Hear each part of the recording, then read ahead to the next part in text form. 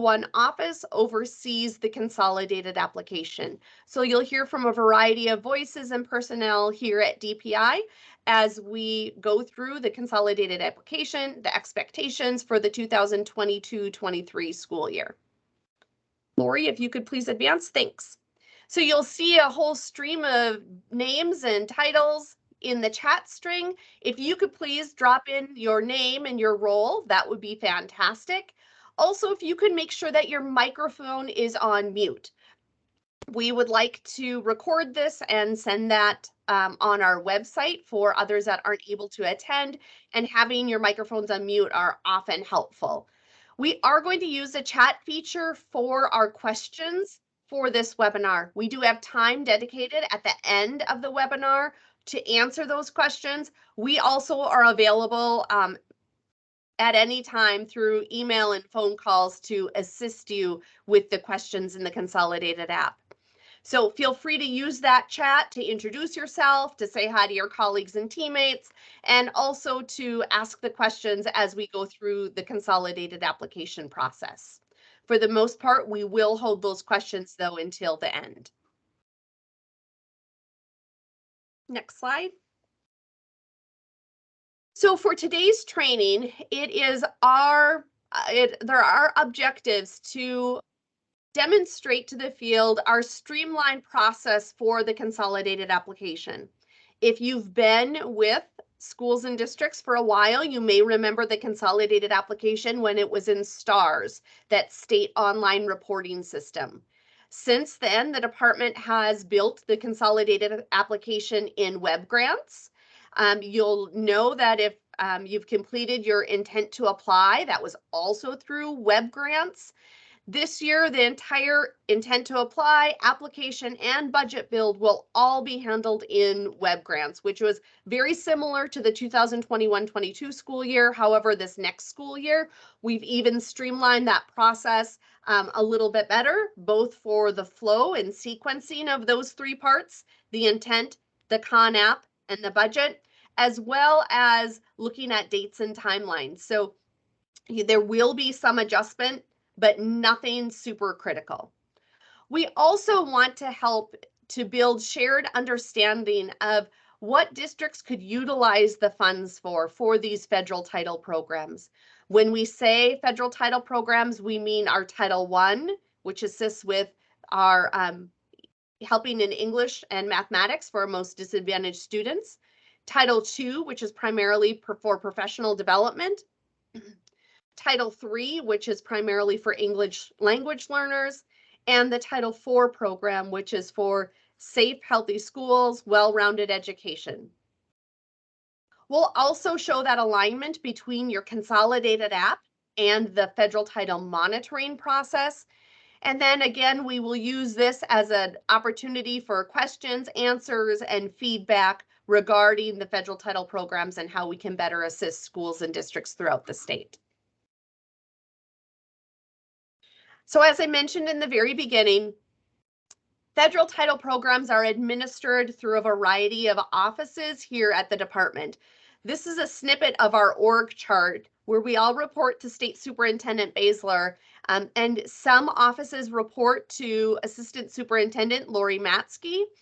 And you'll find the Office of Academic Support, the Office of Educational Improvement and Support, and the Office of Indian Multicultural Education managing several of the federal title programs.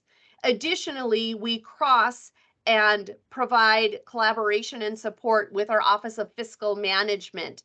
And they are the primary leaders of web grants. You'll know that they're the people who issue those grant awards, and the fiscal techs are in fiscal management. So all of these offices come together to work collaboratively on the consolidated application process. Web grants, a few years ago, that was a pretty new term. Now I feel that many schools and districts are familiar with that, especially with the introduction of those ESSER funds. But in web grants, that is where all of this work will be happening for the consolidated application. It's important to remember that the structure feels a little bit different. In past practices, June 30th was a cutoff date for carryover, rollover, and some of those big fiscal processes. Those district fiscal year-end reports and our future applications, all of those things, those details, they are in web grants, and that is a place where your documentation for your grants, your grant award, your requests, your claims, all of that evidence lives. There is a set of training videos on the department's website, and I think somebody just put that in the chat, so thank you very much. The web grants training videos are very, very helpful. They're short and sweet. If you have a question on how do I submit a claim or how do I do an amendment, a budget revision, they're short and sweet videos to assist with that process. So be sure to check out the web grant training tutorials, as they'll be helpful to you, your business manager, maybe new staff that are coming into your district. So the purpose of our consolidated application is for districts to essentially create a plan based off of your needs.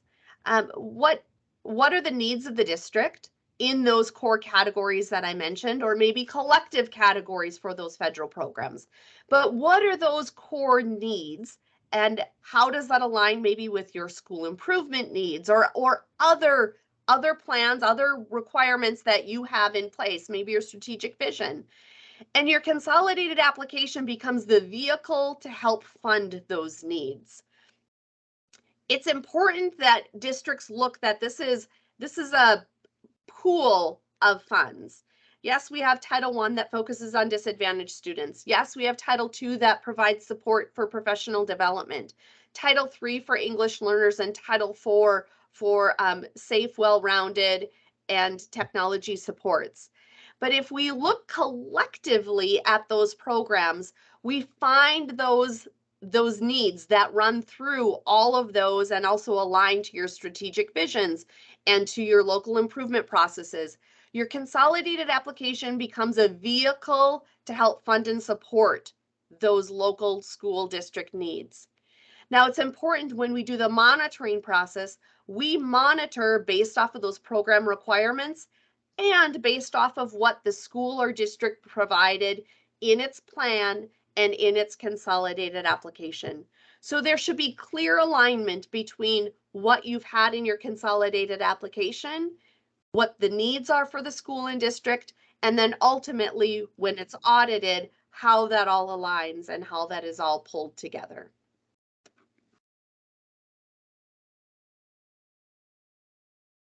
So this, I think, is an important slide because there is a bit of adjustment with the consolidated application timeline.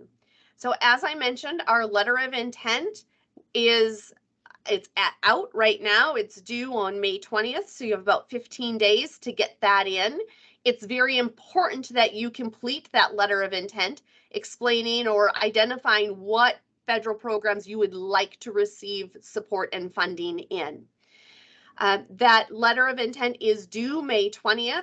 It is based off of your estimated allocations, and I believe those are available and posted on the department's website. Steph Tucrow is going to provide an update on that. As soon as your letter of intent is in, and DPI staff will kind of audit it, maybe provide some technical assistance. If we find like, oh, a district, it makes more sense for you to transfer, we might reach out to you and provide that recommendation. Or if a school says, yeah, we're school-wide commingling, and you might not even be a school-wide school, we'll work with that school to correct the letter of intent accordingly. But as soon as that's ready to go and approved, we will open up the district's consolidated application. The consolidated application is that narrative summary where you will be able to explain your needs, explain your goals, and to show how we're meeting the intent of those Title I, II, III, and IV programs. Now that due date has been moved. Many districts are familiar with that narrative being due the end of August. That is no longer due the end of August, that is due the end of June. June 30th is the consolidated application narrative due date. This change was made for several reasons. So first, we recognize that when we move the CONAP over to web grants, breaking it into multiple parts, the intent, the narrative, and the budget, it was a much easier lift than districts typically had when it was all in stars. So we recognized that it was an easier lift for that narrative to be reviewed and possibly drafted by the end of June. We also recognize that there is a huge transitional shift when principals, superintendents, people move positions. So this June 30th date is oftentimes before a superintendent or a leader would leave a district that they're departing from. So that is something that will need to be completed before you move to your next post at a different district or a different position. Recognizing that you might come in and maybe you want to make some changes as a new superintendent, we can still make some changes, but that official submission date is June 30th. So make sure that you recognize that. We will be sending out many love letters and emails that June 30th is the due date if you have submitted your intent and don't have it in by then. After we review that narrative, we'll then open up that budget. So our targeted date for some of those approvals, if the narrative wasn't sent back to be renegotiated, would be around July 5th. So then that allows your business team, your business manager to design budgets all of July and all of August. So you can submit it early, but our deadline for budget development and submission is August 26th of 2022. We also know that we'll have final allocations for those budgets, but it is a little bit different timeline and different process for the letter of intent, the narrative of the consolidated app, and then the actual budget development. So May due date, June due date, August due date. So make sure that you snip this and put some calendar reminders for yourself. Next slide. So the approval process for the consolidated application looks a little bit different also this year. So as I mentioned, our team of people will be reviewing the letter of intent, your intent to apply, and if needed, we'll provide some technical assistance on that front end. What I'm seeing right now on initial ones that I've reviewed, a district may be transferred to Title V and they aren't allowed to because they're not small enough or rural enough. Or maybe a district said, yes, we want all the funds. They've school-wide commingled in the years past, but they haven't commingled on that letter of intent. So it's going to be minor cleanup that we will see, and then we would approve that letter of intent. From there, we open up the narrative for the Con App. Now that narrative, we'll be looking at what are the district's needs? How would these needs be utilized to inform that budget and develop that information? Oftentimes, districts write that. It can be super specific or even a little bit more global. As you're writing,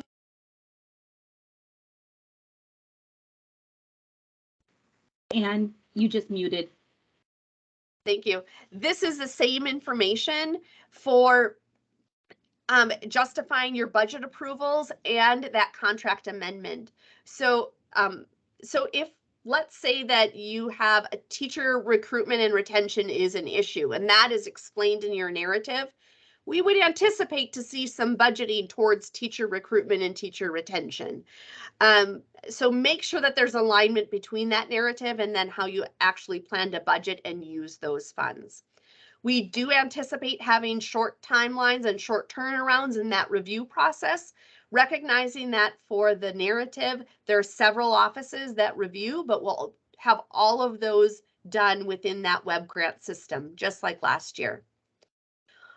Our final allocations, we anticipate would be released by the feds sometime in late June, the beginning of July. That information you'd be able to use then for your budget builds.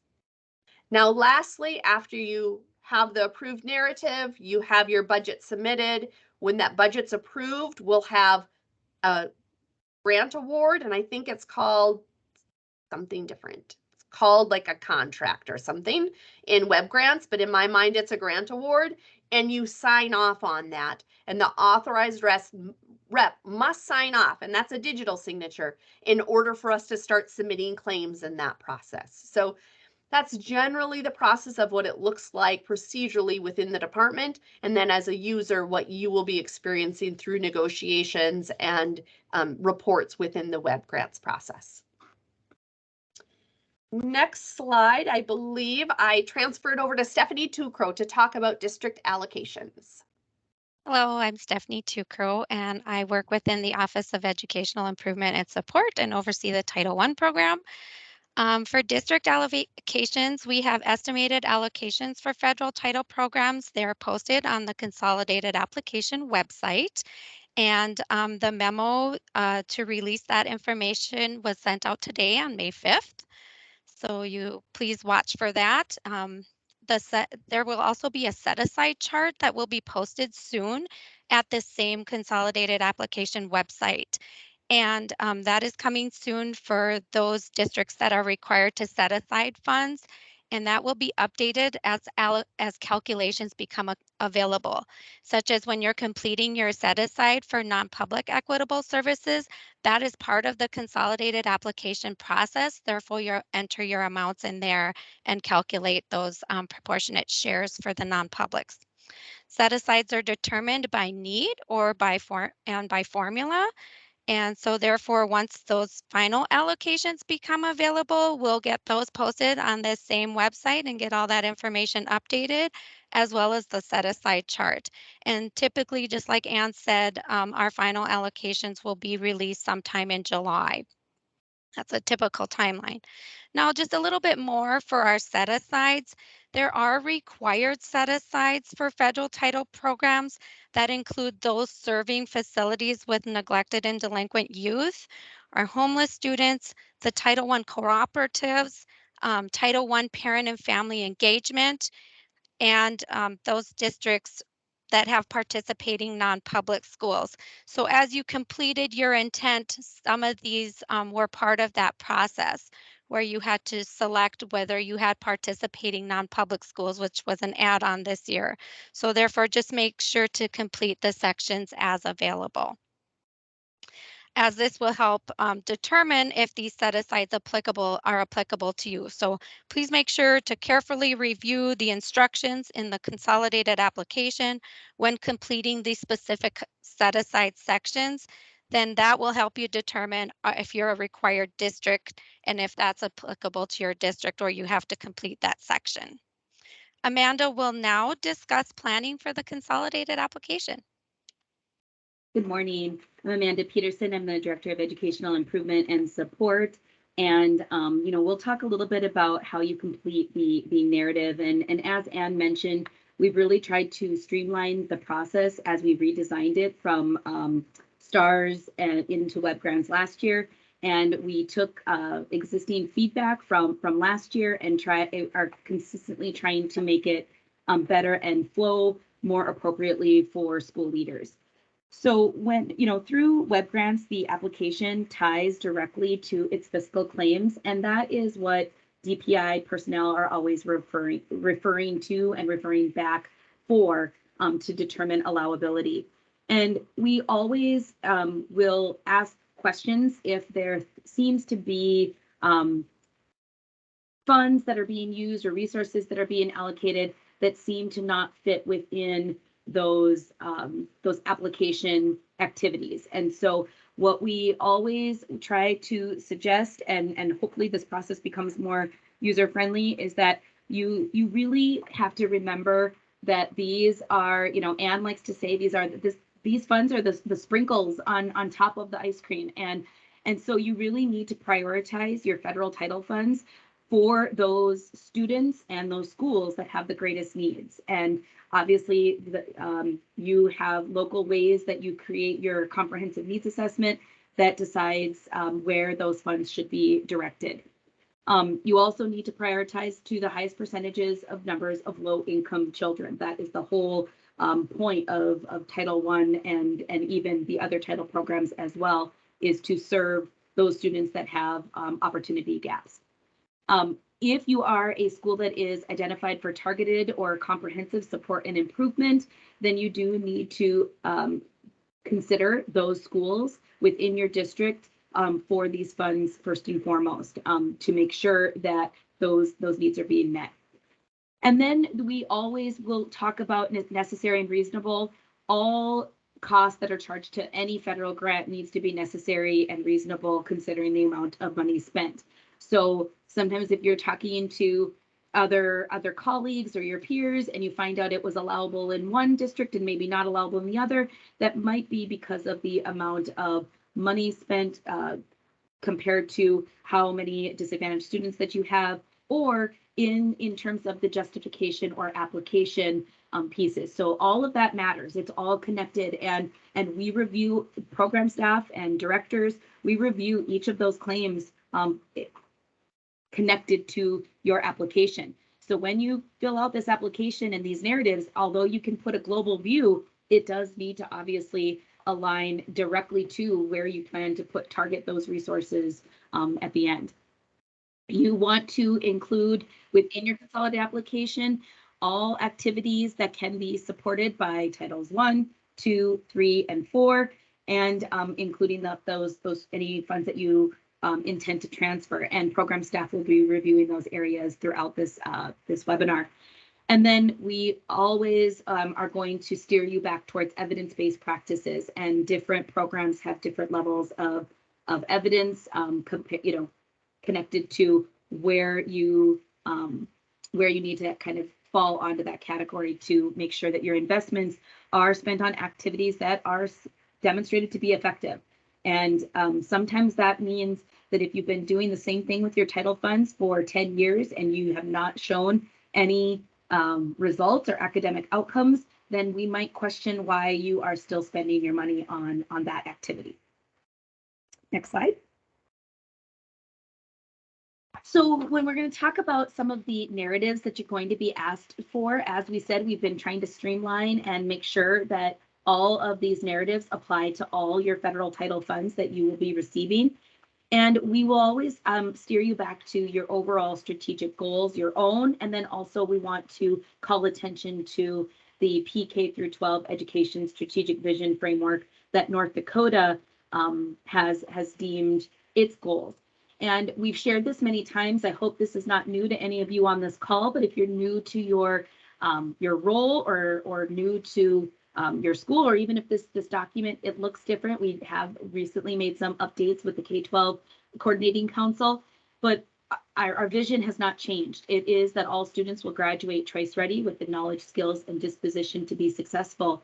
And those 6 important areas, those goals, those outcome goals are still the same as well. There have been some minor tweaks that are in the process of being formally adjusted through the K-12 Coordinating Council, and we'll highlight those on the next few slides. But what you are supposed to be doing in your narrative is to describe how the investment of your funds, your local funds, align with these priorities. And I think that what you'll find is that they are broad enough that really you should be considering these types of strategic goals within the use of your federal funds.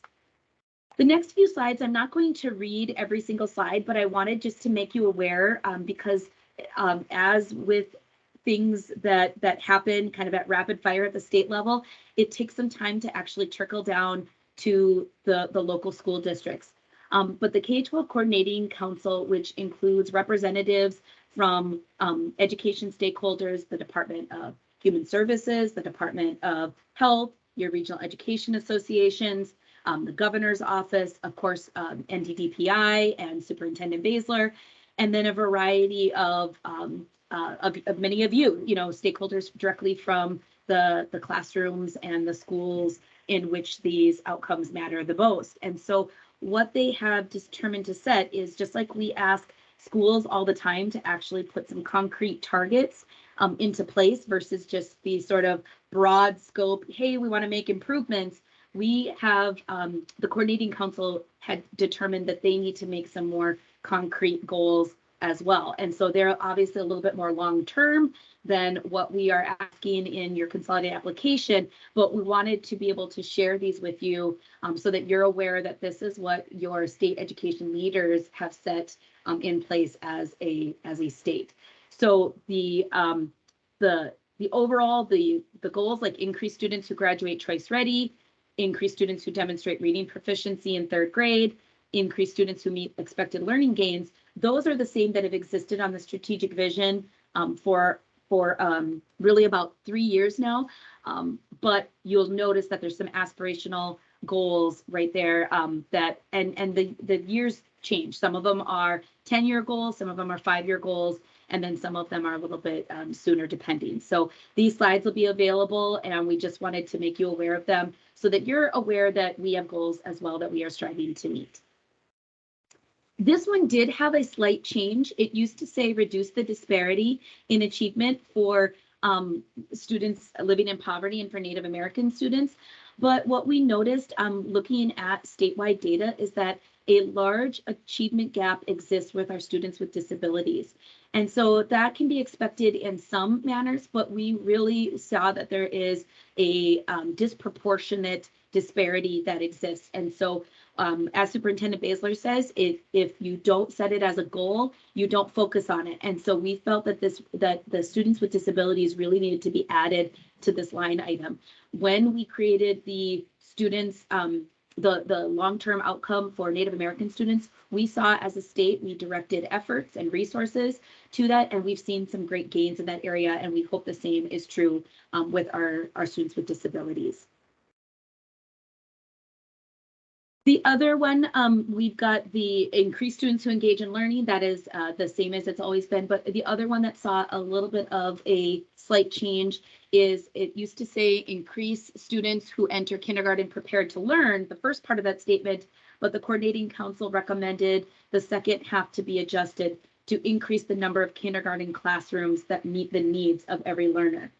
Because there's only so much that you in the schools, especially those of you that don't have on-site pre-K classrooms, can do for the first half, but we really wanted kindergarten teachers to be prepared to meet the needs of whoever walks through their doors as well for the elementary educators.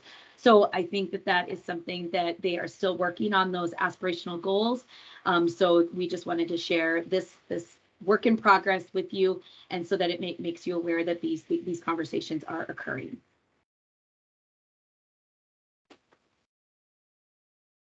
So the second required narrative, I referenced the comprehensive needs assessment, and we have sort of used this term rather loosely because all of our title programs call for a comprehensive needs assessment. But what you really need to do within your narratives is to illustrate how activities, supports, and practices are aligned to standards and that funds are prioritized to schools that have the greatest need, as we suggested before. So what we are going to ask you are 2 questions related to that. The first one is describe the district's process for conducting its needs assessment and including the types of support and guidance provided to schools throughout the process. So usually it is at the superintendent level that the consolidated application is filled out because it's a district-wide application.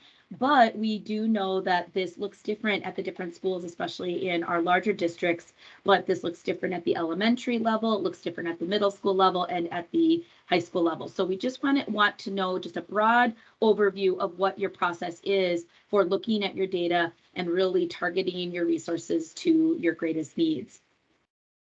The last piece, or the second part of the narrative, is you're going to have to tell us how your investment of your funds align with your strategy map and our strategic planning. So we know that when you work on your cognitive processes and you turn in your strategy maps, whether it's at the district or the school level, a lot of work has gone into that output document. That document should not be done in a silo. It should not be done just with one principal filling it out at their desk.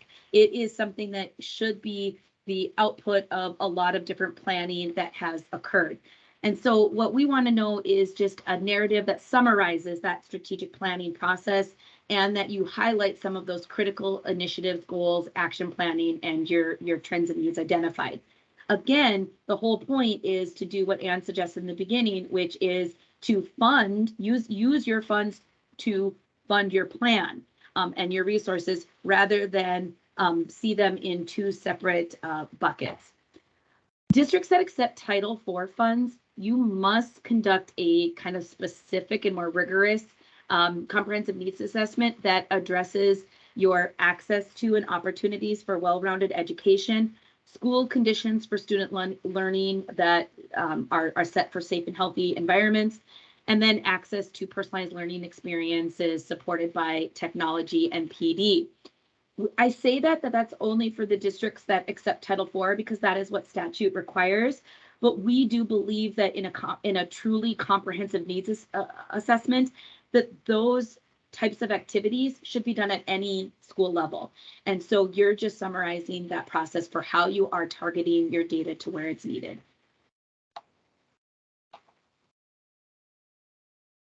One of the things with all of these narratives, and I've said it at the beginning, but I'm going to reiterate, you want to make sure that you are addressing all your accepted title funds in these narratives. So although you might receive the bulk of your money in Title I, we want you to make sure that you don't forget about your Title II, your Title IV, your Title III activities when you're creating these narratives. So you really want a broad overview that is looking at the funds that you receive in these grant awards, these contracts later, so that you can really make sure that you're meeting the needs of all students. And in order to streamline the application and truly make it consolidated, we needed you to do that. Otherwise, previously in STARS, you had to create a separate narrative for each of those title programs.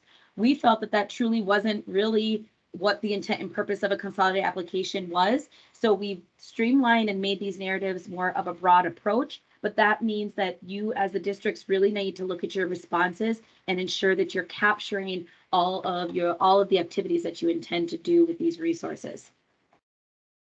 The other piece is that it is required through ESSA that you sometime through the development of your planning throughout the year that you've engaged in stakeholder consultation. And so that is not just through your board meetings, that is not just through your staff meetings, but it's also with families. And so this consultation needs to be teachers, principals, school leaders, homeless liaisons, foster care liaisons, any at-risk personnel that you have in your district, parents, families, institutions, if you have agreements with neglected and delinquent facilities or other institutions that provide services. Community organizations, tribal organizations, and tribal partnerships. Anybody that has a vested interest in your community, in its school, should have some sort of seat at the table when it comes to thinking about how these funds can best be used. And again, this doesn't have to be in one meeting, and in fact, in no way should it be, but throughout the year, these should be ways that you elicited feedback from these different stakeholders. And so hopefully you're capturing that in your summary of your consultation process and how you reach out to those education stakeholders. And then of course, we want you to really be thinking of those subgroups when you think of any consultation, because you may be leaving out an important subgroup, not intentionally, but you might be thinking, man, we haven't really talked about to our homeless and foster care liaison when we were directing these resources. And so you just want to make sure that there's opportunities for these folks to provide some feedback and suggestions for these funds and their needs.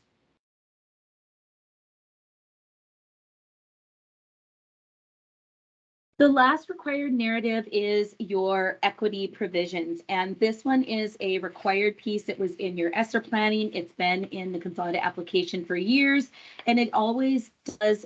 We always have school leaders struggle with this particular response.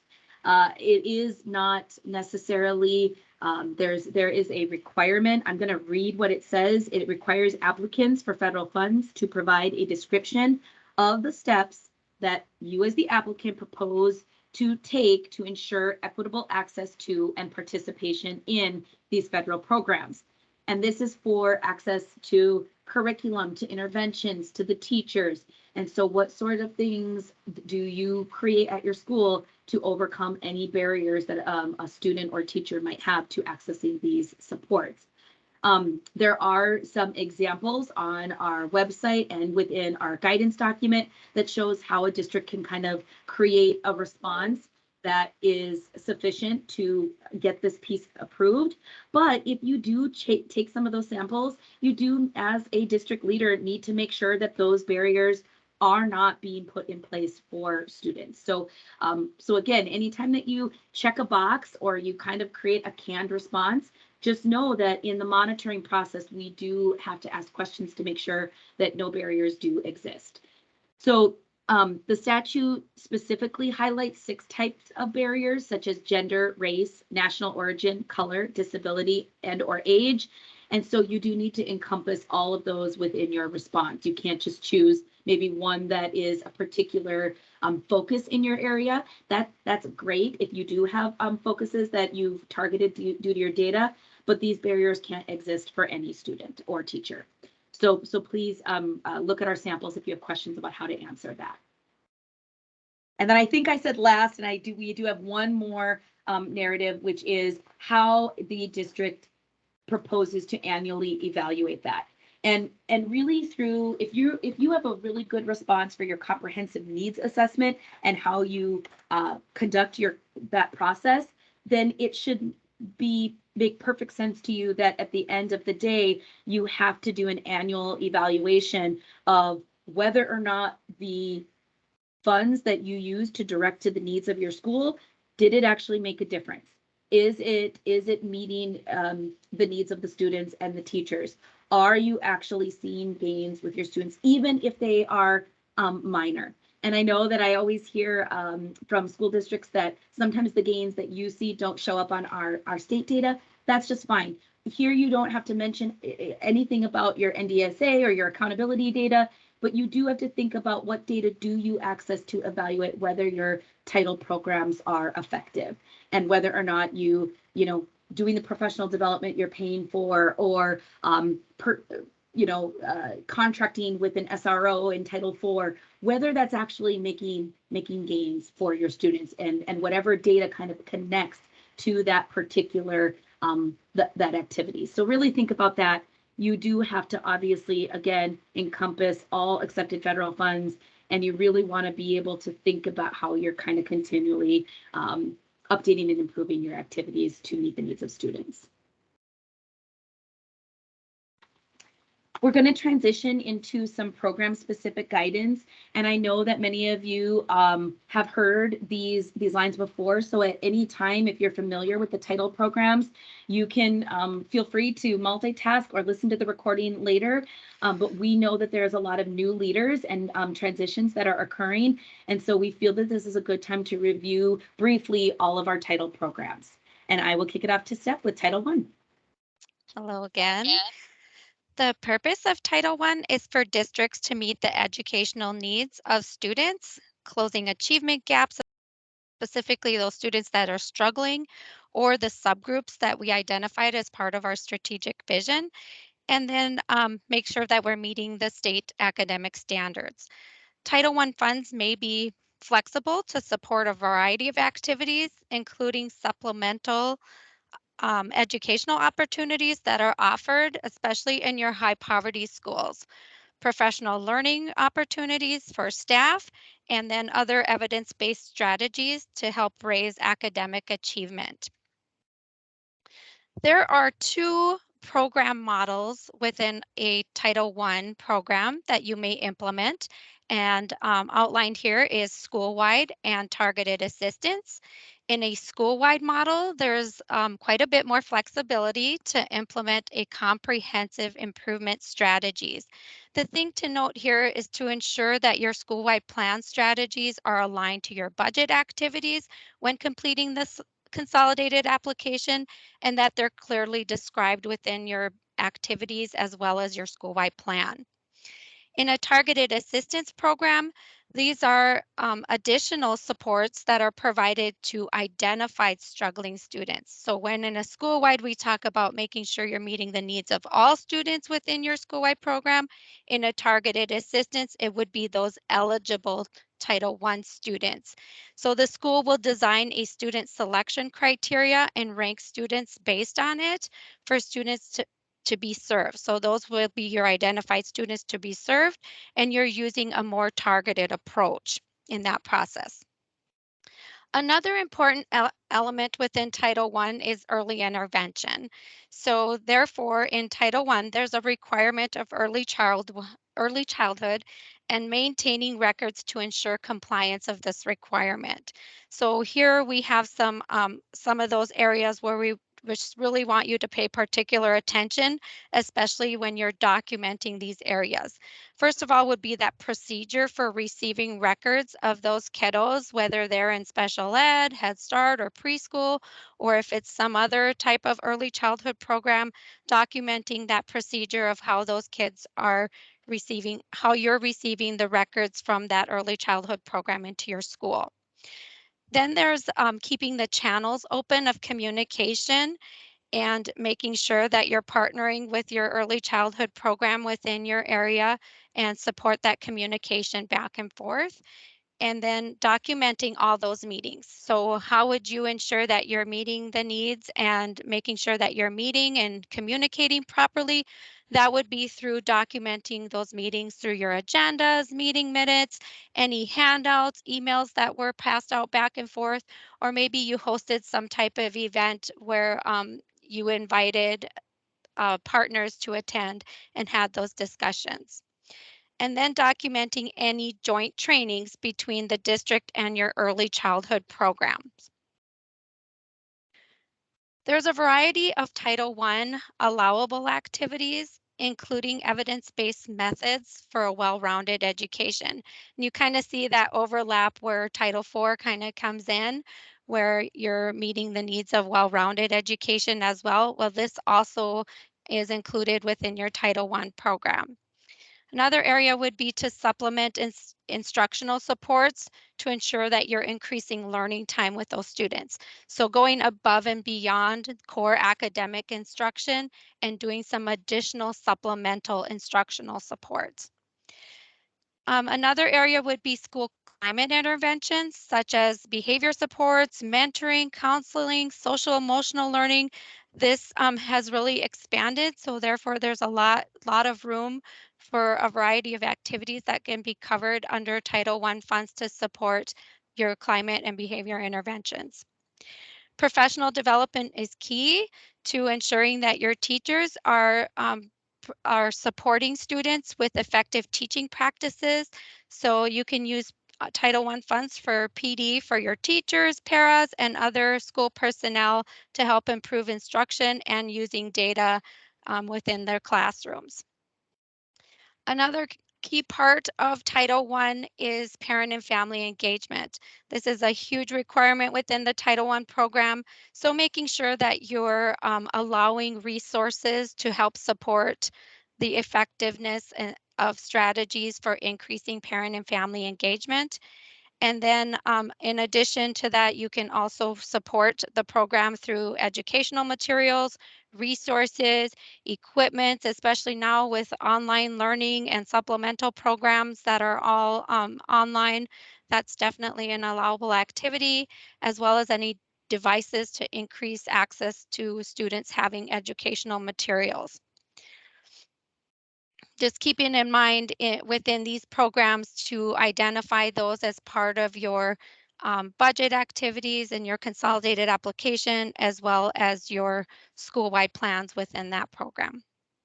Some key reminders include that districts with participating non-public schools must engage in ongoing consultation and calculating those amounts for equitable services. This is part of your consolidated application process where you'll be calculating those amounts. So making sure you're sharing that information with those participating non-public schools will be very important. Title I, as you know, it is not required anymore for educators to meet to have a Title I credential. Therefore, they must meet the state licensing requirements where they're teaching, and that would be in their grade span or content area where that teacher's assigned. In a larger district where you're participating in a rank and serve process, so this would be whether you have over 1,000 students in your school, then you're considered a large district. One of the processes is that you would allocate funds to eligible schools using that poverty method. and then reserve any of those funds to meet your set-asides, making sure you're supporting the needs of your disadvantaged student populations. That should be a priority. And then tracking those funds separately for your different participating schools that are eligible on a detailed accounting ledger, as well as those set-asides, tracking those separately within your ledgers. Title I also has an annual review process that is one of the requirements. So making sure that you annually review your plan, your strategies, and monitor student progress to evaluate that program effectiveness. If in the case where the program is not being effective, maybe making some of those adjustments to ensure effectiveness. And then we released quite a bit of information on the Title I 15% limit. So you should have a notice that was sent out to all district administrators. But just to cover that topic a little bit, that Title I does have a 15% limit on unspent funds, and that there is a waiver process for excess funds that's available to districts only once every 3 years. So if your district has an allocation of greater than $50,000, you do have access to those funds for 15 months. That would be through September 30th before we would apply the limitation of funds and then assign you with the waiver option. And that's all done through the web grant system as well. Now, Anne is going to discuss the Title II program.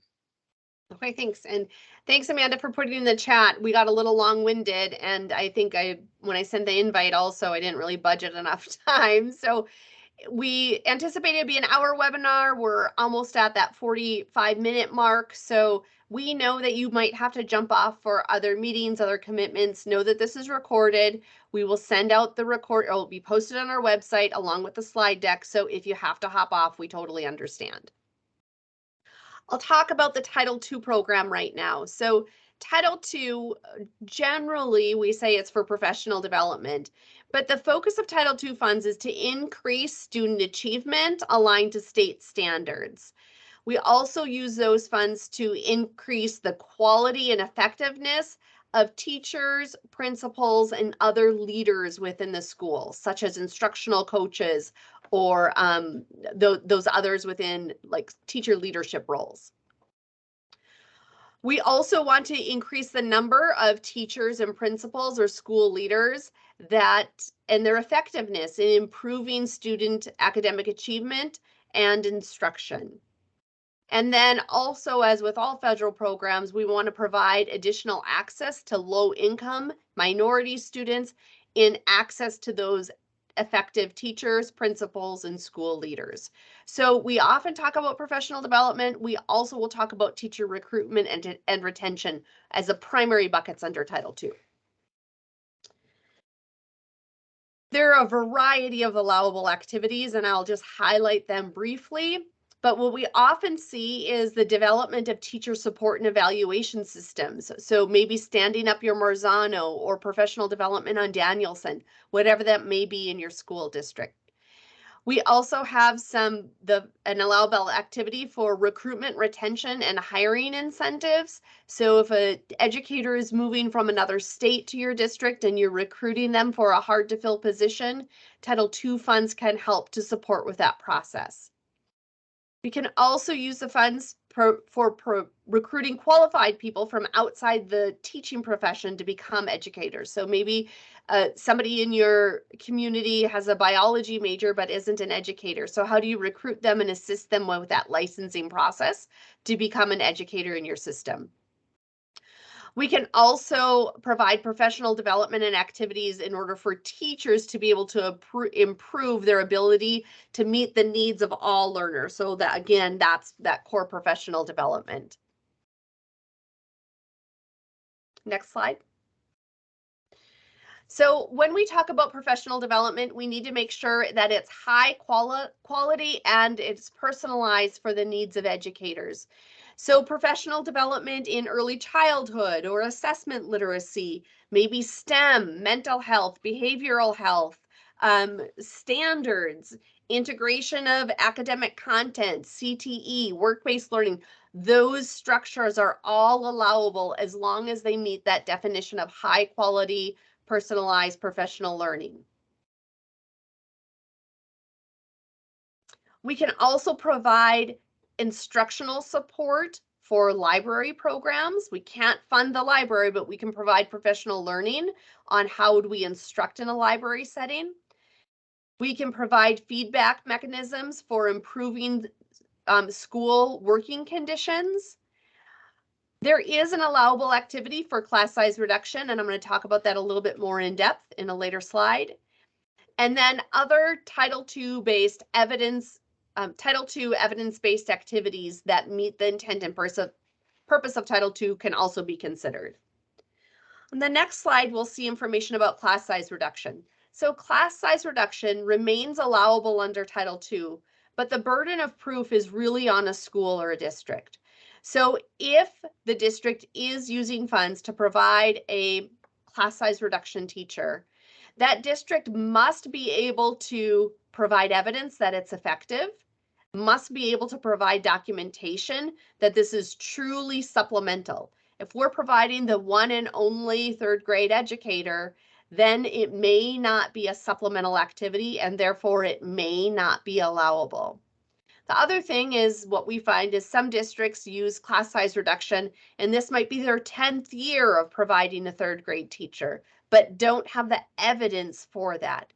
The burden of proof on evidence and that it's truly supplemental, again, remains with that district. So if you're choosing to invest in class size reduction, make sure that you can clearly demonstrate how this is supplemental. What that means is if Title II doesn't exist, you wouldn't hire anybody else for that position. You would simply absorb it within your system. If they're truly supplemental, it means that you cut a class size from 20 kids, maybe down to 10 kids. That's supplemental, and then also that it's evidence-based investment. So if we read the research on class size reduction, typically reducing class sizes to around the size of 12 or 14 is what the research will say. So if you're reducing class size to a group of 20, you need to have your own evidence that shows that that investment has had impact positively for students. And then now I'll pass it over to Lodi to talk about Title III.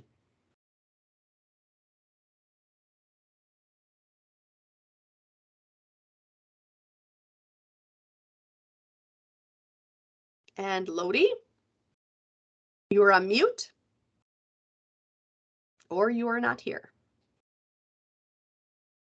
I'll cover for Lodi until she fixes her technical difficulties, but the purpose of Title III is to really ensure that English learners attain English proficiency. And that should seem that, obvious for the Title III purpose, but really we need to make sure that all ELs can achieve those high levels and meet standards. And so that there are supports that really boost that, again, that opportunity gap that exists.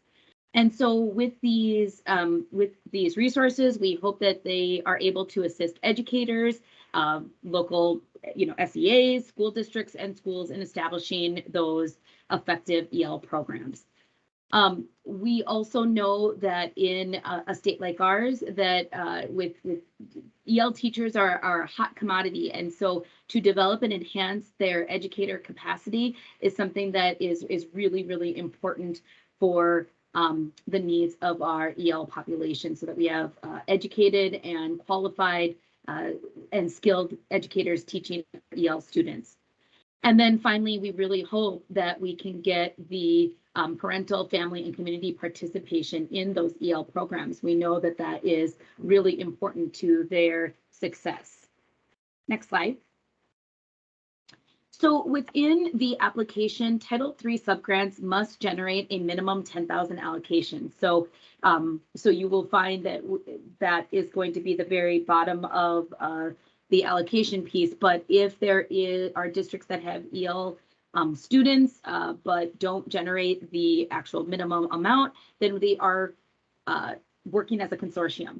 We did move a lot of the information previously put inside of the consolidated application into the narrative, into the intent to apply, because some of that information is necessary to trigger some of those other pieces. So Only the fiscal agent must complete the actual Title III application.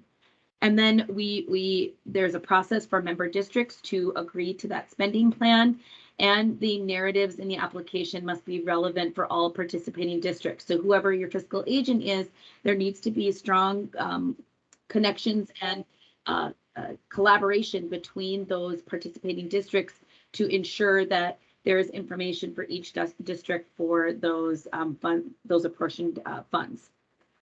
Additional context section. Oh, sorry, just one more piece, Nord. Additional context section allows the addition of others who should receive those Title III related correspondence. So if there's more people that need to be in the loop of Title III, you want to make sure that you include those in that space. And I believe Lodi was able to fix her technical issues, so we got her on. Awesome. Can you see and hear me now? We can hear you, Yeah. yes. Oh, great. Thanks, Amanda. Sorry about that. Okay, the application, the consolidated application for Title III.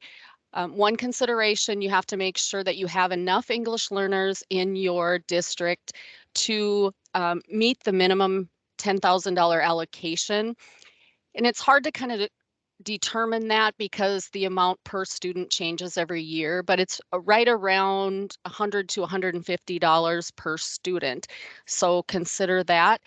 You can join a consortium if you don't meet that minimum as an individual district. Now, consortium districts, there are changes this year for our consolidated application and our intent process. You don't have to do the physical participation agreements anymore with your consortium and participating districts. Those are all done through web grants and through the intent to apply. So basically, if you're a member district participating, all you have to do is get the approval of your REA and mark that in the intent to apply, and then list the consortium that you're participating with, and and then you don't have that physical form that has to go back and forth. And then we will let the consortia know all of the districts that listed them as a participating consortium.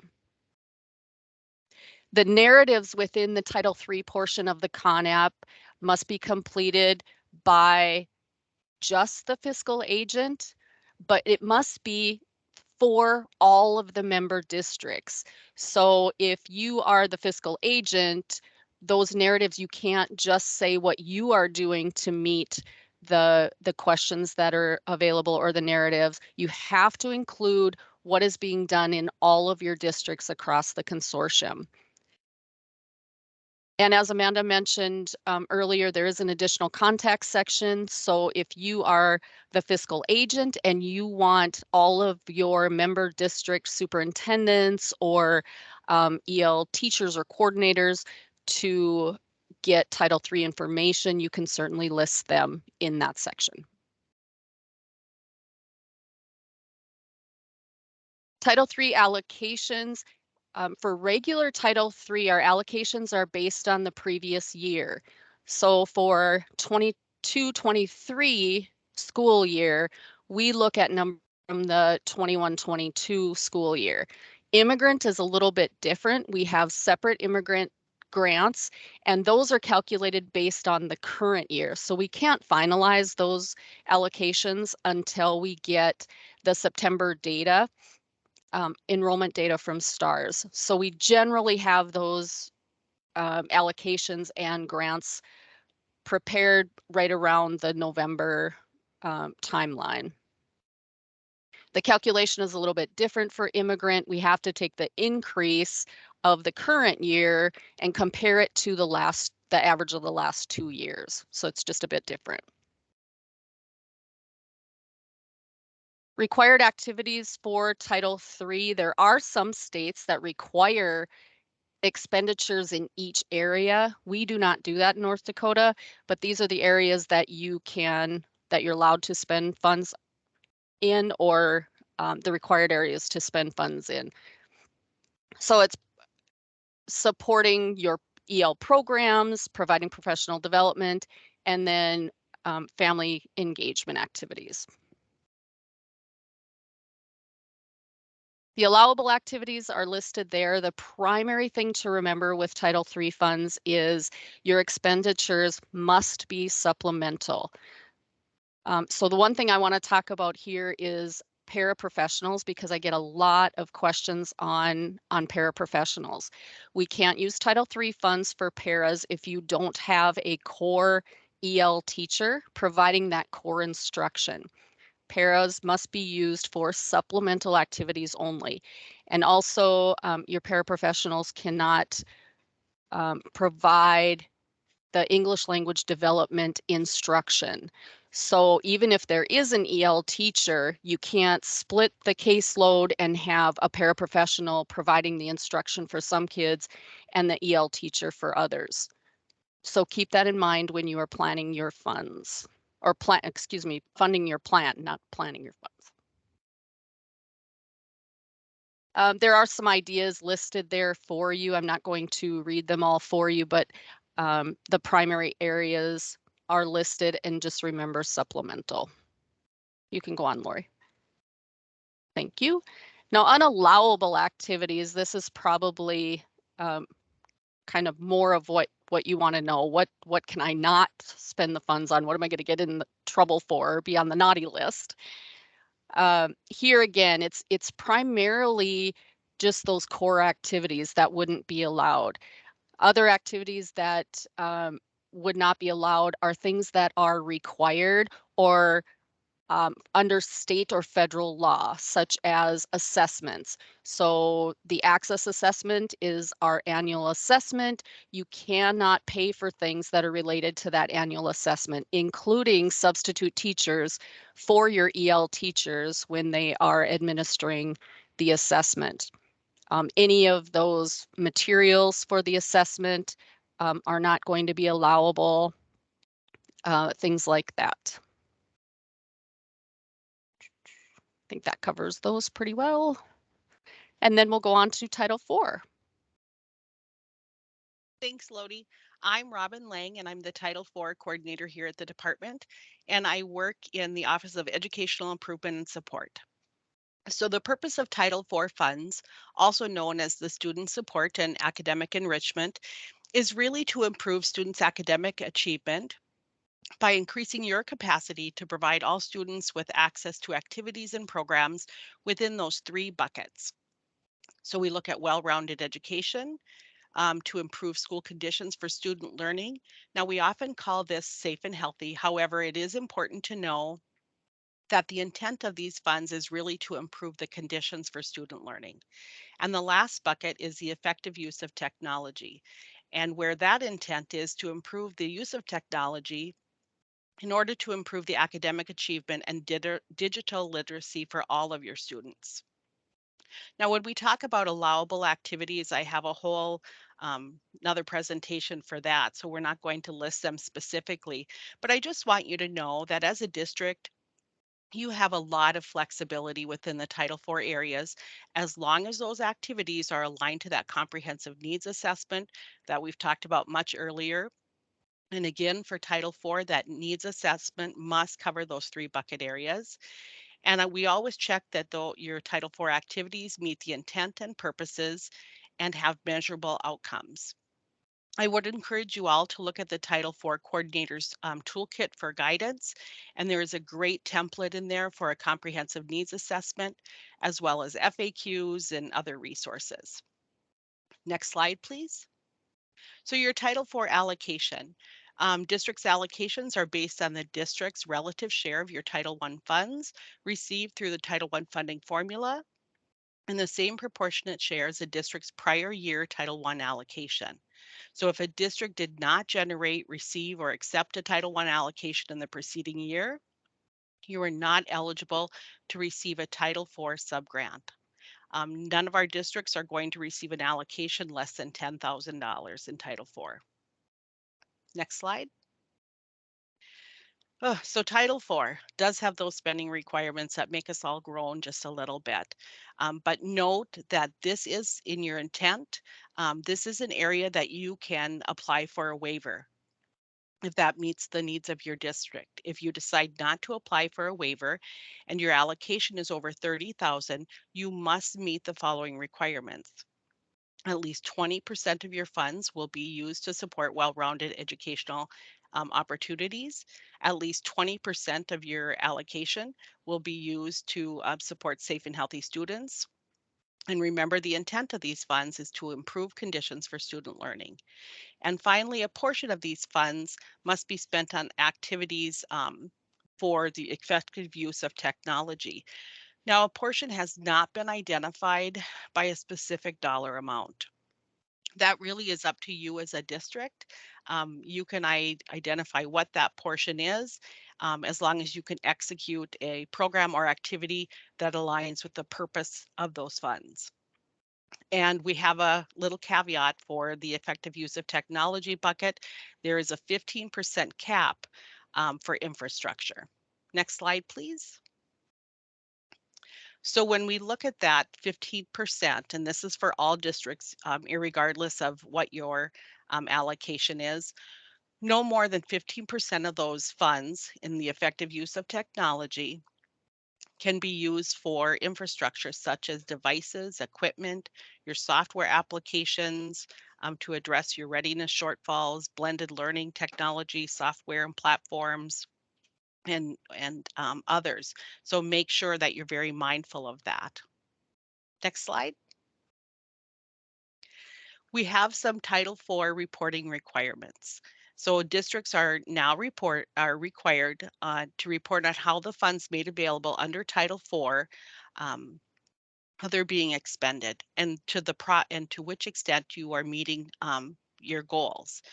So you can decide as a district for each activity you have in the consolidated application. Are you going to establish a goal and outcome for each one? Are you going to group them together under the guides of safe and healthy, well-rounded, and effective use of technology and have an outcome for those three buckets separately? Or are you going to have an identified outcome and measurable goal for the application as a whole? So that is up to you to determine. We recommend that as you develop the objectives and outcomes, that they should be driven by your needs, and the detailed plan, which you'll do in the budget part, that lists your activities or programs. They need to be aligned with your strategy map and with our state's K-12 strategic framework that we talked about earlier. Now, the outcomes for your Title IV programs or activities, you will receive a status report at the end of the year through web grants. You'll be assigned that, where you'll be asked to report again, and you'll report in the three categories, and it'll be as measured goals that your progress was made. So some progress was made, substantial measurable progress was made, or you met all your objectives and outcomes. So that will be a status report that you will see. Once we get all your status reports back, we will create a state report and put that on our website. If you have any other questions for Title IV, please don't hesitate to reach out to me, and we'll have a couple other videos about the budget process and allowable activities that will be released later on. And our next slide, I believe I pass it back to Anne.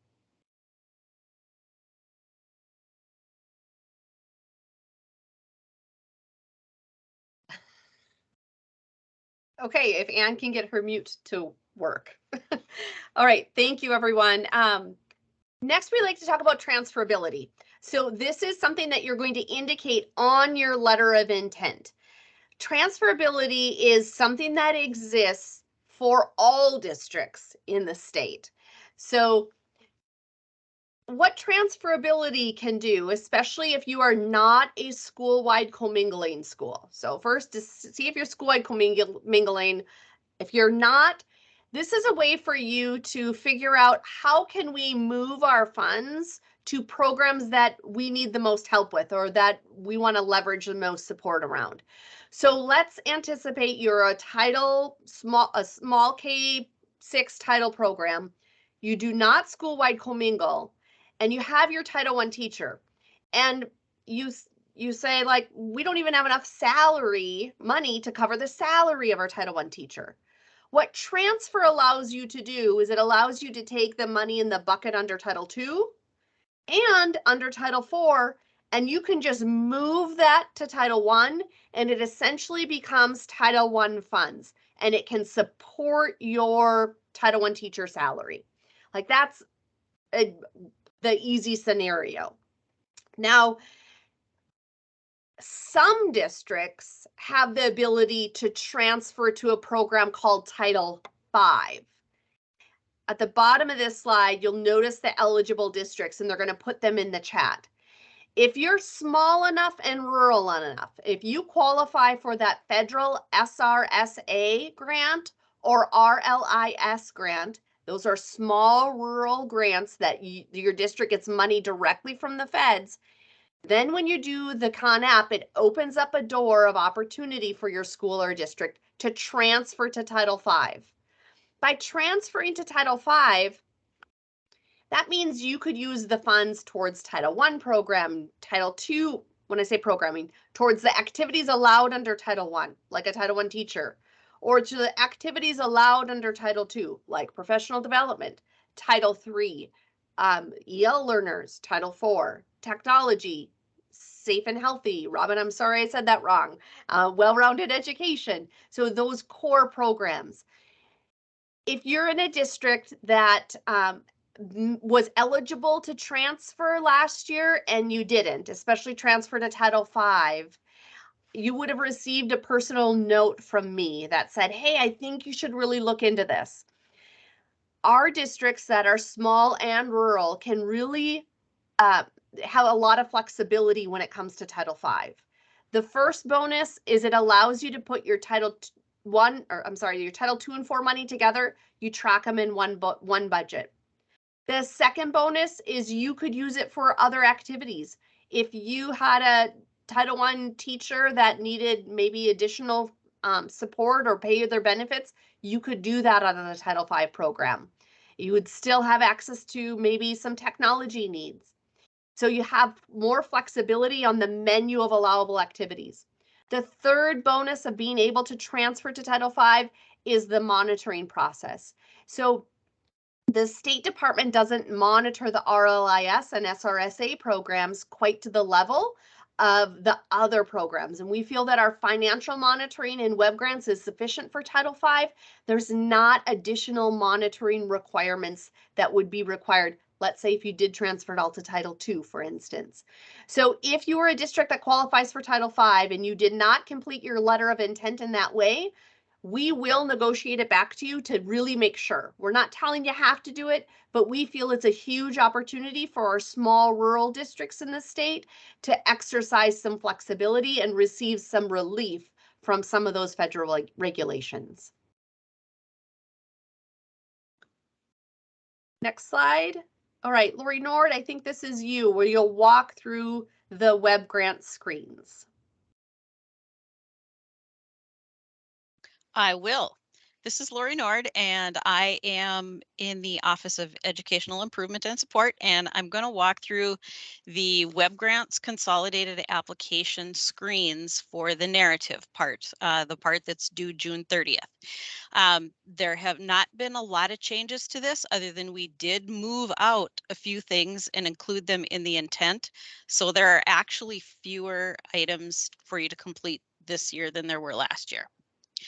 So the first thing I'm going to show you is the intent to apply. This is just a kind of a reminder that it is open now and of the due date. And then we do have a link for instructions on how to complete that. That's posted on our website. It's included here. So if you have any questions on that, just feel free to give me a call or send me an email. And then a reminder that we did include the assurances in the intent to apply. They are not in the narrative part of the consolidated app like they used to be. We also are posting these individually on our website, just so there's a list if you want to read them at a separate time, but they are included in the intent, and there is an attachment actually in the funding opportunity for the consolidated app, so you can get a PDF of it that way as well. And then starting with the slides in the Consolidated app. Once you have completed your intent to apply and the department has approved it, you will see the create final application button on your funding opportunity. And that is where you go to start the narrative section of the Consolidated app. So now we have only 9 sections here instead of the 12 that we had last year, or 11, I think, last year. So it's a lot shorter, and these are the sections that you'll apply or complete. Not all of them will apply to every district. So as we go through the slides, if something does apply to all districts, I will note that. Otherwise, they apply only if you are like if you have non-public or if you are targeted assistance, not school-wide. So pay attention to what you are, and it should be easy for you. So the first part of it is we would like to request that when you are naming your application, that you name it in the application title, your district name, and then comma 2022, 2023. That is just much easier for us when we're searching rather than trying to find something that says consolidated app. If we know what district we're looking for, we can find that much easier when we're providing technical assistance. So you'll fill out the name, the primary contact, which is usually your authorized representative. We do know that there's going to be transition. So when you're filling it out, still fill out the primary contact right now. And then you will have an opportunity later to add additional applicants. And that is where I would recommend adding your business manager, someone that's going to be there next school year that can add new people who are coming in July. And here is the first screen that you're going to get, the first section, which is the authorized representative. You'll notice that every screen says mark is complete. Even if you don't fill out anything in these screens, mark them as complete if they don't apply to you, just because everything does need to be marked as complete before the entire application can be submitted. So the first thing is you're going to put the certification date of the board meeting approving the consolidated application. Then we go down to the authorized rep for each program area. This year we made a tweak so that if the authorized rep is the same person for multiple programs, you only need to select all of the programs for which that person is the authorized rep and then put their information in one time. If there's like an oddity where there's multiple or one authorized rep for every single program, then you will have to add a row for each program. But we were hoping to simplify it a little bit for you in that way. We also made that same change in the program area contacts. This is where if you have additional program contacts for, say, Title I, who is not the authorized representative, but is like a Title I coordinator, put their name in there as well. Here's another good place to put all the Title III additional contacts that you would like to add. Then we move on to the set-asides that Steph had referenced before. And so here, if you are required to do parent-family engagement, you would select one of these options. If you have a Title I allocation of 500,000 or higher, you are required to set aside 1%. If you are not required, your allocation is less than 500,000, please check not required. And then if you are not required, you still may set aside funds for parent and family engagement. Then we would like you to check not required, but plans to set aside. So that would be that section. That's Title I only. The homeless set aside is also Title I only. Here you're going to enter the number of homeless students you reported in STARS. And then if you reported students in STARS as homeless, you are required to set aside Title I funds. So then you would need to check yes. If you reported 0, but you are going to use local funds, if you should get a Title get a homeless student, then you would say 1. Then neglected set aside is for titles 1 and 2. And here you just say yes or no if you reported any neglected students on the annual count that gets sent out. Equitable services and participation. This is if you have a private school and you intend to use and the private school would like to take part in the services that are available through the district to be provided at the private school. So this is for titles 1, 2, 3, and 4. If you do this, you would need to upload your affirmation of consultation with private school officials and then include a summary of the equitable services that you intend to provide. The next part is where the equitable service shares are determined. And so if you make sure to read the instructions that are in blue on each section here, because the Title 1 is different than the information that you put in for Title 2 Part A, or Title 2 Part A and Title 4. And what I do want to point out is that we have linked in here, where is it? It's not on this screen, but in the directions on the top of the page, when you go to this section, it will have a link to get to data that is on the DPI website that will help the information that gets filled out right here for the public enrollment and the enrollment in participating non-public schools. So look for that link that is in the instructions on the main page. Then we will go to the alignment of funds. This is the sections that Amanda went over where you will talk about how you're aligning your funding to the K-12 strategic vision and your strategic planning, and also the comprehensive needs assessment questions. The next section is the consultation, equity provisions, and evaluation. These are, again, the sections that Amanda referenced earlier. So this is where you'll provide your narratives.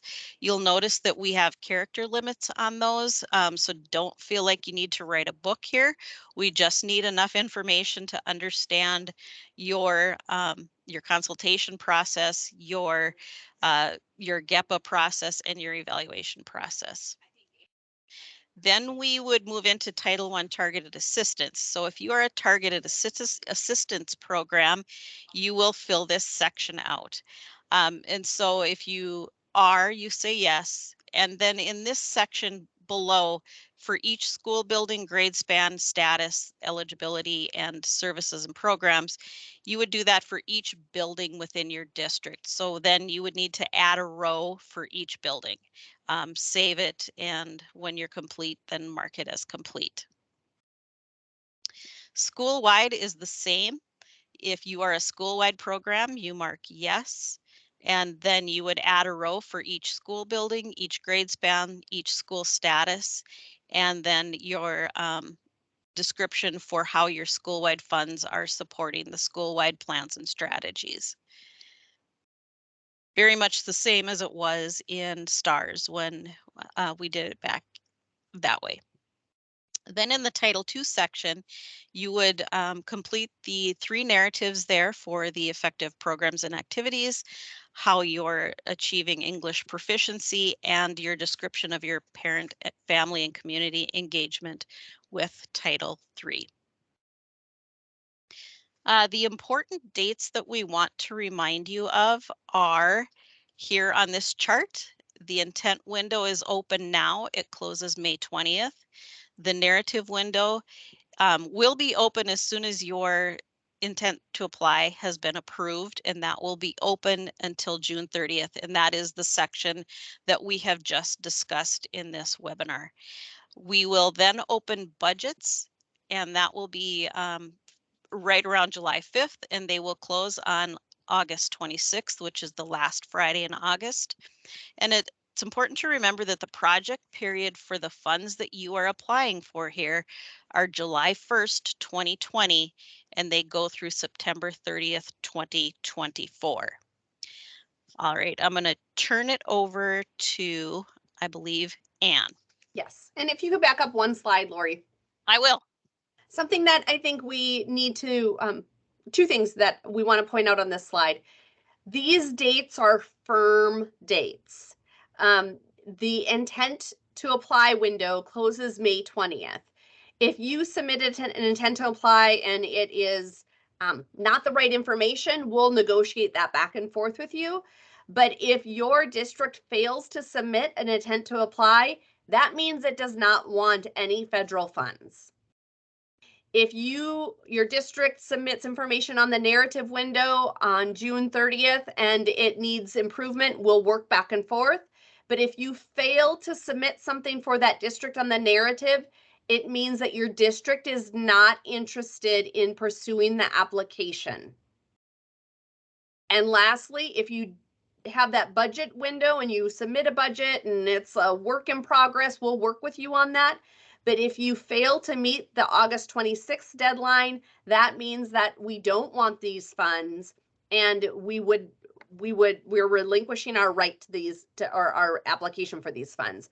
So know that these deadlines are very critical and they all must be met at or before time, ahead of time, in order to have your full application and to receive your award.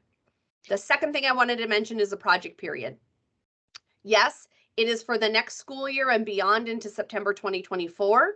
In my experience in working with districts, and in particular business managers and source codes and all of that kind of thing, they will say, EGATs, we are spending all of our money in the school year, the very first school year that it's introduced. Now, I don't work with the budgeting quite as much as a business manager would, but we do hear that from business managers, that carryover feels very different because you have so many project years that you're managing within web grants, because it expands over more than one school year.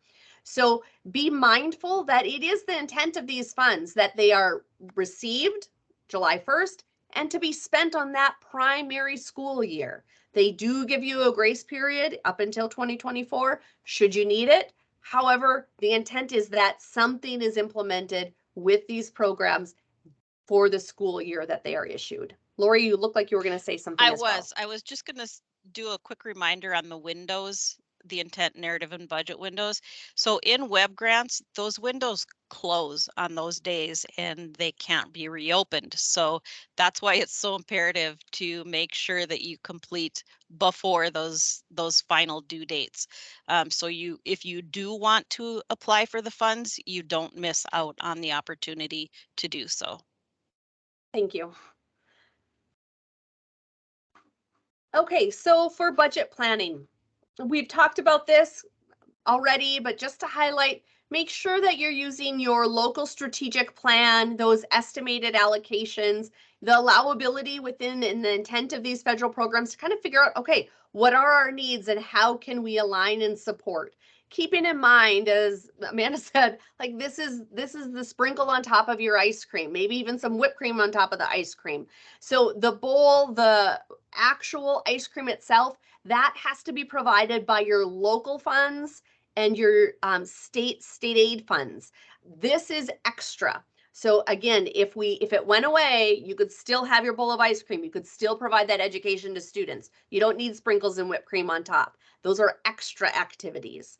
So keep that in mind when you're figuring out what do we mean when we say supplemental, but all of these programs are supplemental. Many schools, many schools, when they're designing their narrative, they are like, oh, I really want to build a budget at the same time. Feel free to use a spreadsheet or use other tools at your own disposal to kind of plan ahead for what that budget might look like, so you have things ready to go.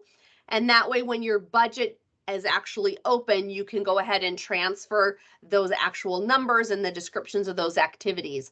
Web Grants is really nice for being able to cut and paste. Unfortunately, at this time, it isn't where we have like an upload, and you could upload an Excel document to pre-populate your budgets, but you can work offline on other tools to help you inform that process.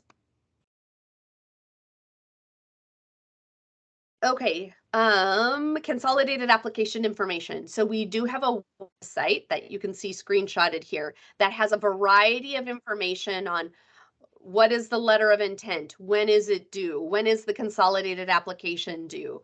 If you want to listen to this long-winded recording more, and actually I think we're going to snip it into smaller parts so it's more digestible and you could just listen to those sections that are applicable. All of that will be provided here on this consolidated application page. If you're new to the department's website and you go to our home screen, you'll see the breadcrumbs on the top of this page where you'll go to schools and districts. And if you look under grants, that is where you will find information on the consolidated application.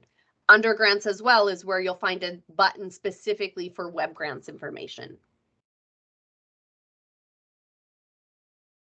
So we will have additional information coming out in the weekly blast, especially those reminders. We'll have some reminders that come just to superintendents, principals, authorized reps, but the weekly blast is our primary communication. Now we recognize that there's a lot of information in that as well. So there's a new feature that highlights some updates for federal programs. So you can find the things pertinent to federal programs in that section of the weekly blast. Additionally, we can provide technical assistance on an on-demand basis. What I've found is oftentimes it's best to have a quick Microsoft Teams meeting where the district can share the slides with me at the State Department so I can help you walk through those screens and help you if you're having struggles with that web grants process. Reminder that there's also all those tools and videos that are available to help. There's a few Teams events that are scheduled on a regular basis that can also be a good technical assistance process. So EL coordinators have direct collaboration time the first Thursday of each month. Lodi Arnold would be the primary contact if you'd like to join that group. And then the third Wednesday of every month at 9 a.m., your business managers are already involved in business manager training. And many of our staff attend those trainings as well. So should you have a question on the consolidated app, that would be another appropriate time to pose your question and get some answers and support on the consolidated application. This slide has our contact information, and if you've been with the department for a while or been in education, you'll know that you used to be able to go and find our email addresses directly on the department's website. For security purposes, we can't post Ann Ellefson's email on our website, not only because of the amount of spam that comes in, but because of also targeted attacks that we have seen on state accounts. So we do share this information here. What it often is our last name, but then our first initial before that, sometimes two. You can find our direct telephone lines here as well. This information is going to be in the slide deck, so it will be posted that way, but it is not posted where it is an interactive tool on the department's website. Feel free to contact us regarding any of the programs that are listed. These are the people that will also be reviewing those sections of the consolidated application. So myself and team in Title II, we review that Title II section. I can sometimes assist on Title I questions, but I'll probably transfer you over to a Title I expert so I don't steer you in the wrong way. All right, and the last thing that we have is questions. So we have seen a few questions come in the chat, and I think, Lodi, there was a question on EL, and I'm wondering if you could address that. And I can recap the question real quick as well. Sure. Can you hear me and see me? We can hear you. Did you see the question, or do you want me to recap it? I can find it. So the district asked, they have an EL consortium. They're in a consortium, and the consortium provides enough coverage for some of the EL supports, but not all of the EL supports. Now, on the flip side, they school-wide commingle. So they have all of their money, Title I, Title II, and Title IV in a school-wide commingling budget. The question is, for those extra things that aren't covered under the REA services grant, can it be provided under the under the school-wide commingling budget? I would say it would depend on the services that they're talking about. So right. if Is it the ice cream in the bowl, or is it the sprinkles in the whipped cream? Yep, exactly. If it's the core instruction, anything having to do with core or related to assessment, then no, federal funds can't be used for that at all. But if it's additional sprinkles, yes. Okay. So if you have questions as well, make sure that you put them in the chat. We'll monitor those. Now, I know there was a question that came in and we were able to answer in the chat, but a district has the practice with their consolidated application that not only do they have consultation and a needs assessment, but they hold a public open meeting where people can come in and comment and provide feedback. So their question was about, do they have to have the public comment meeting on the consolidated application, and then how far ahead of time would they have to notify their public of the meeting? So the answers to that are, first, you don't have to have a public comment meeting. This district went above and beyond and has for years to have that transparent process with the public. So the second question is, like, what's the window of time and notice? That would be left up to the district. I think there's a sweet spot. Too much notice, people forget about it. Too short notice, we can't attend. So keeping in mind, though, consultation is a requirement. So in that district, if they didn't have the meeting at all, but didn't have consultation, that would be a problem. You have to have consultation. So if they're utilizing that meeting as their consultation strategy, then they need to be mindful and not just have that disappear.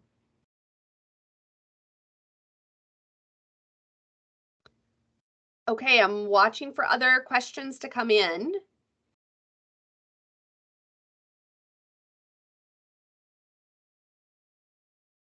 Not seeing any yet. I know staff, another thing that we should be mindful of is I think some emails were coming in as people were hearing different staff talk about their programs, fielding some direct questions. So make sure to check those. A question that I often receive is regarding transfer. Districts want to know if I'm eligible or not eligible to transfer. We threw the link in the chat. I'm going to share my screen real quick. And when I say transfer, I mean transfer Title V. Everybody's able to transfer to Title I, Title II, or Title IV. But to transfer to Title V, you have to qualify for RLIS or SRSA. Am I frozen?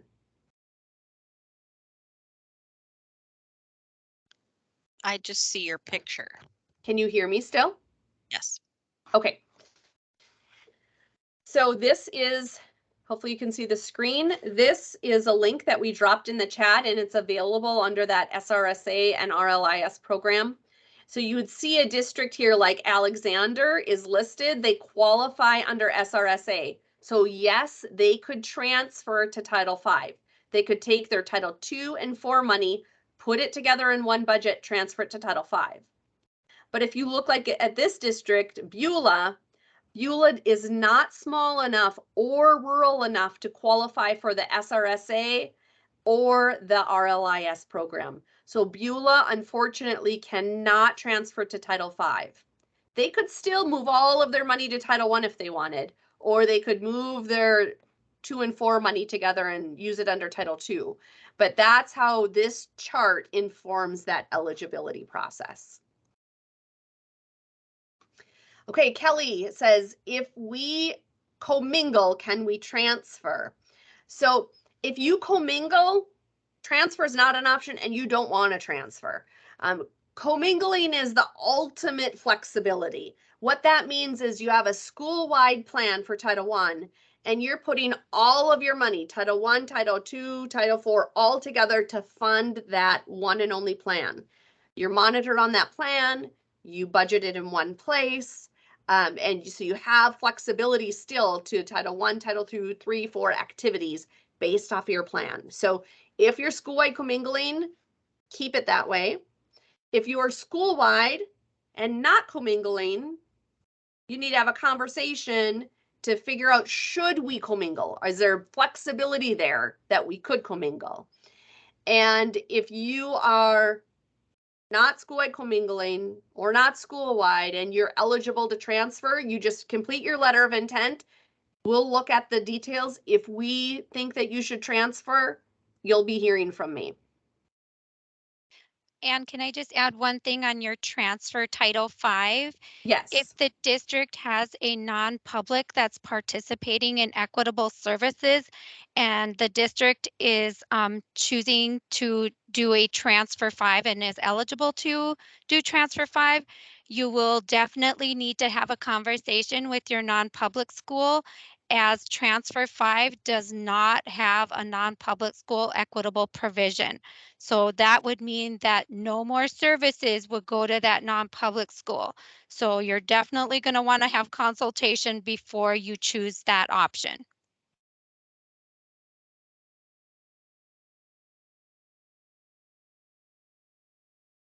Any other questions?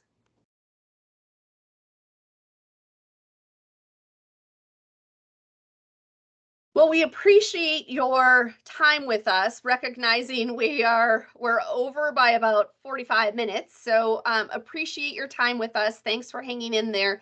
This webinar will be recorded. The slides will be posted. The letter of intent is open, so go ahead and complete that. Estimated allocations are out there, so go ahead and use those. If you're transferring, you need the estimated amounts to be put in. So all of those are ready to go. And if you need assistance, please feel free to reach out to anyone here at the department, and we will direct you to the right people that can provide guidance and answers. So thank you for your time today. We appreciate all of you and the hard work, and pat on your back for Teacher Appreciation Week. So virtually, we want to give a shout out to all the hard work that schools, teachers, leaders provide throughout the state of North Dakota. So thank you all, and have a beautiful day.